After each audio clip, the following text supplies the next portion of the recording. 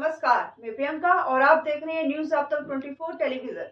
आज बात करेंगे दिल्ली के बढ़ते प्रदूषण को लेकर सुप्रीम कोर्ट में सुनवाई की।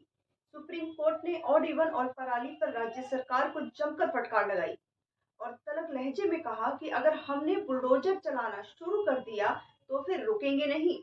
तत्काल प्रदूषण का हल होना चाहिए। सुप्रीम कोर्ट की सुनवाई के बाद दिल्ली सरकार के ऑड इवन पर भी संशय की स्थिति उत्पन्न हो गई है। अब अध्ययन के बाद ही दिल्ली सरकार फैसला लेगी। सुप्रीम कोर्ट ने कहा प्रदूषण पर उपाय महज खाना पूर्ति ही है। देखिए एक रिपोर्ट। दिल्ली एनसीआर में प्रदूषण के कारण जहरीली हो चुकी हवा में जीना मुहाल हो रहा है। हर वर्ष की तरह इस वर्ष भी सुप्रीम कोर्ट सीन में आ गया है।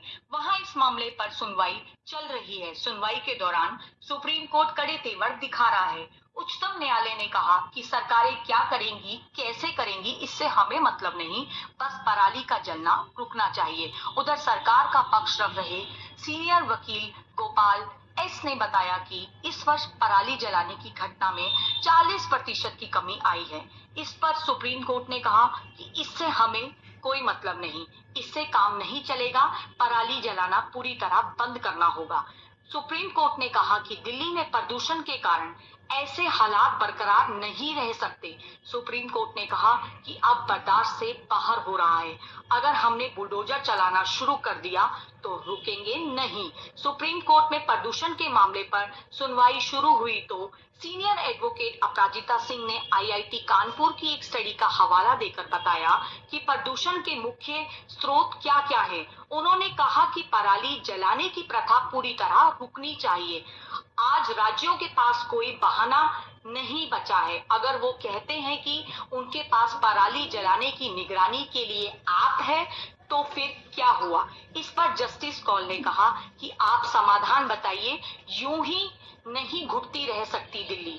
उन्होंने वकीलों से कहा, देखिए दिल्ली में कितनी बड़ी संख्या में बच्चे स्वास्थ्य समस्याओं से घिर गए हैं। वहीं सीनियर एडवोकेट गोपाल शंकर नारायण ने कहा कि समस्या पराली जलाने से नहीं है, कई देशों में पराली जलाई जाती है। उधर पंजाब के एजी ने कहा कि 50 से 20 दिन तक ही समस्या होती है। तब जस्टिस कौल ने कहा, यह टाइमिंग की अजीब समस्या है, लेकिन मुझे लगता है कि इसे लेकर कोई गंभीरता बरतनी चाहिए।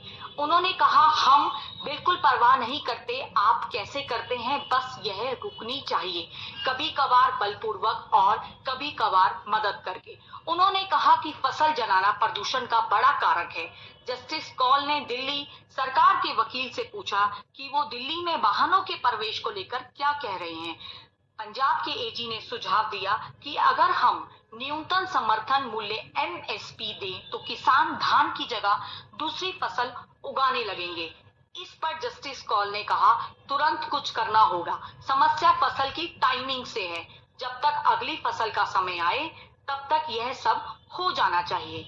जस्टिस कौल ने केंद्र सरकार से कहा कि वो राज्यों को वैकल्पिक फसलों को अपनाने में भी मदद करेंगे। उन्होंने कहा, अब बर्दाश्त नहीं कर सकते।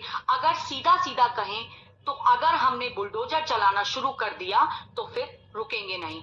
जस्टिस कौल ने पंजाब के एजी से कहा कि आपको अपने यहाँ फसल जलाने को हर हाल में रोकना ही होगा। आपको केवल एसएचओ को लेकर इसके लिए जिम्मेदार ठहराना होगा।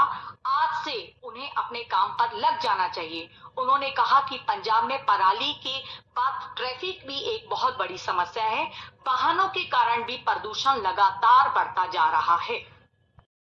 ये थी सुप्रीम कोर्ट में आज की सुनवाई पर एक रिपोर्ट। बस आज इतना ही। मुझे दीजिए इजाजत और आप देखते रहिए न्यूज आप तक 24। अगर आपने हमारे चैनल को सब्सक्राइब नहीं किया है तो प्लीज चैनल को सब्सक्राइब अवश्य करें ताकि हर अपडेट आप तक पहुंच सके। और चैनल को सब्सक्राइब करने से हमारा मनोबल भी बढ़ेगा।